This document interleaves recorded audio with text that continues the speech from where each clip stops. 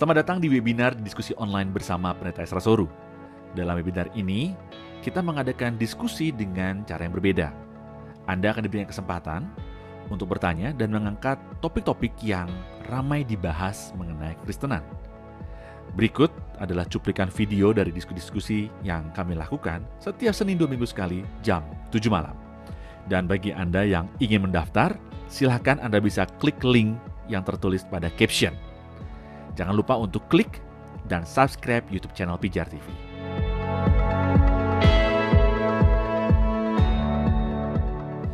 Pak Esra, dalam Efesus 6 ayat 18 dikatakan berdoalah setiap waktu dalam roh.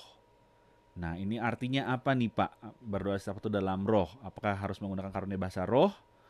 Atau apa arti dari berdoalah setiap waktu dalam roh? Silakan Pak Esra. Efesus 6 ayat 18 ya. Efesus 6 ayat 18. Ini sebenarnya terletak pada peperangan rohani konteksnya ya. Karena dikatakan perjuangan kita bukan melawan darah dan daging, tapi melawan roh-roh jahat di udara. Karena itu kita perlu mengenakan seluruh perlengkapan senjata Allah. Ambillah seluruh perlengkapan senjata Allah. Nah, senjata Allah ini itu diambil secara simbolik dari seluruh perlengkapan tentara-tentara Roma.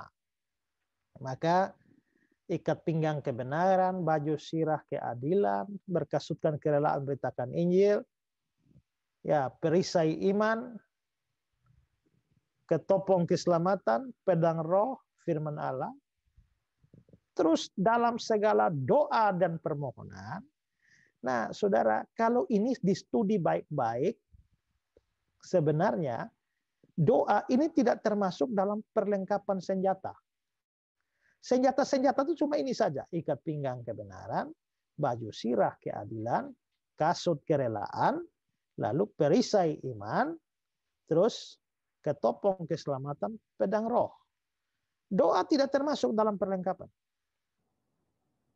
Nah, kalau begitu apa? Doa ini adalah aspek yang memungkinkan untuk senjata-senjata itu dipakai. Jadi kamu harus berikat pinggang kebenaran, tapi ikat pinggang kebenaran itu harus digunakan dalam segala doa dan permohonan.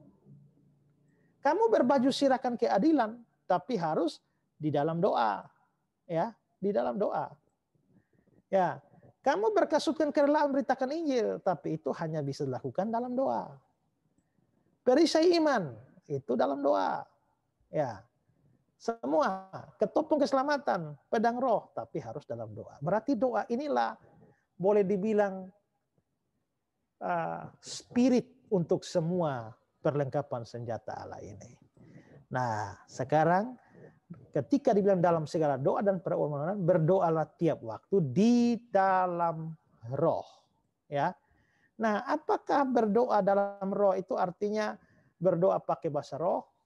Sama sekali tidak. Ya. Apa artinya berdoa dalam roh itu? Ada seorang yang namanya Maxwell Coder, dia bilang doa dalam roh itu adalah doa yang keluar dari hati, yang didiami, diterangi, dikuasai oleh Roh Kudus. Karena hati saya didiami, diterangi, dikuasai oleh roh, maka melahirkan, roh itu melahirkan suatu permohonan doa, pujian, ucapan syukur yang terjadi dari roh. Dan kata lain, berdoa dalam roh itu artinya adalah berdoa yang dipimpin Roh Kudus. Roh Kuduslah yang menciptakan doa itu dalam diri kita, dan dia juga yang menguatkan dan memimpin kita mendoakannya. Ini yang sama dengan Roma pasal 8 ayat 26. Roma 8:26. Demikian juga roh membantu kita dalam kelemahan kita. Sebab kita tidak tahu bagaimana harus berdoa, tapi roh berdoa untuk kita kepada Allah dan keluhan-keluhan yang tak terucapkan. Itu mirip dengan hal itu. Nah, ini tidak berarti bahwa kita tidak berpikir tentang apa yang sebaiknya kita doakan. Tidak. Jangan lupa bahwa Roh Kudus juga memimpin pikiran kita.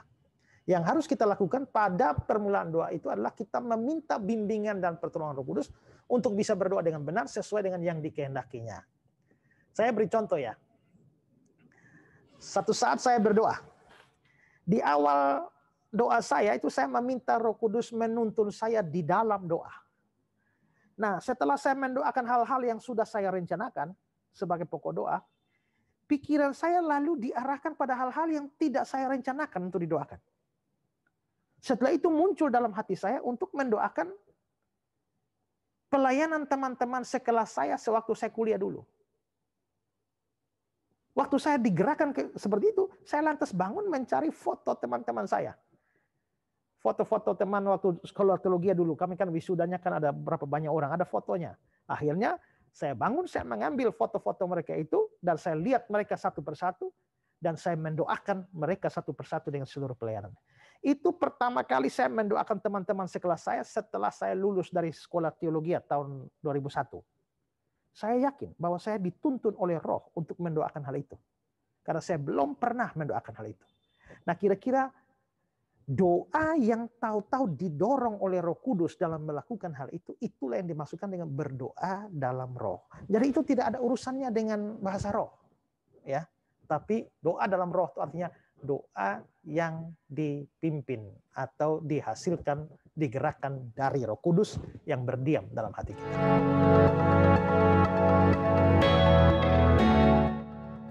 Terima kasih saudara sudah menyaksikan cuplikan diskusi bersama Pendeta Esra Soru. Jangan lupa segera mendaftar dengan klik link pada caption sekarang juga. Informasi selengkapnya ada pada image di akhir video ini.